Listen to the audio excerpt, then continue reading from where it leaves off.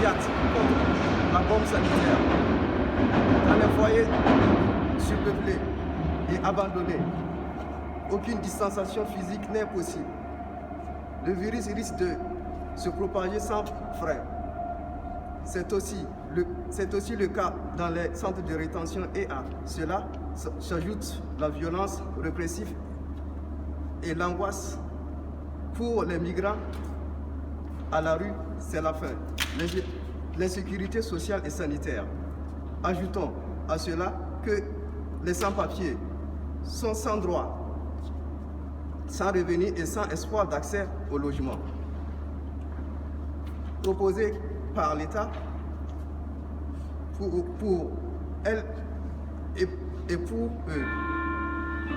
Il n'y a pas d'accès gratuit au sein et pas d'autres possibilités pour survivre que de rester des moyens de subvention. Pour ces populations, la crise sanitaire actuelle est en train de devenir une véritable bombe sanitaire pour elles-mêmes et eux-mêmes, abandonnés à la menace du virus, mais aussi pour toute la société. La seule solution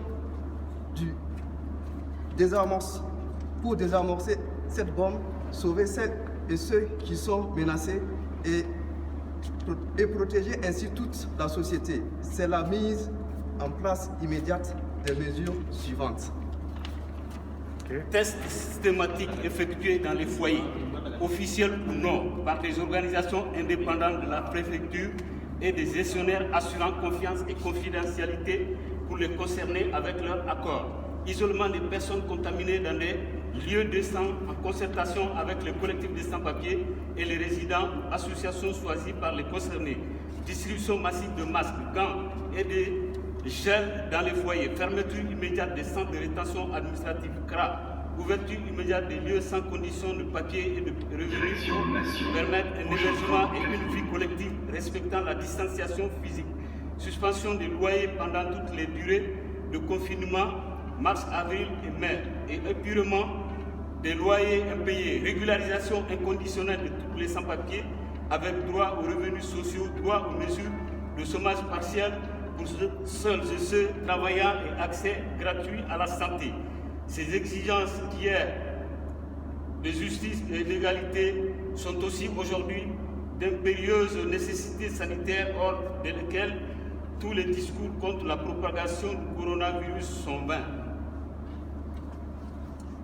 Les appels à imiter la mesure de régularisation adoptée par le Portugal vont dans le bon sens. Mais il est indispensable, pour que cette mesure soit efficace, qu'elle s'applique sans condition à tous et toutes les sans-papiers migrants.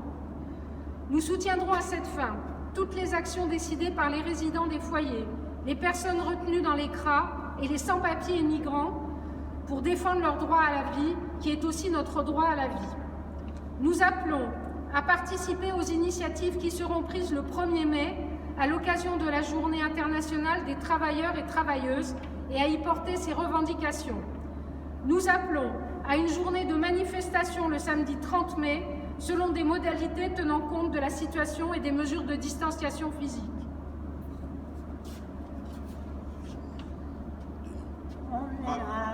On est là, même si Macron ne veut pas, nous on est là.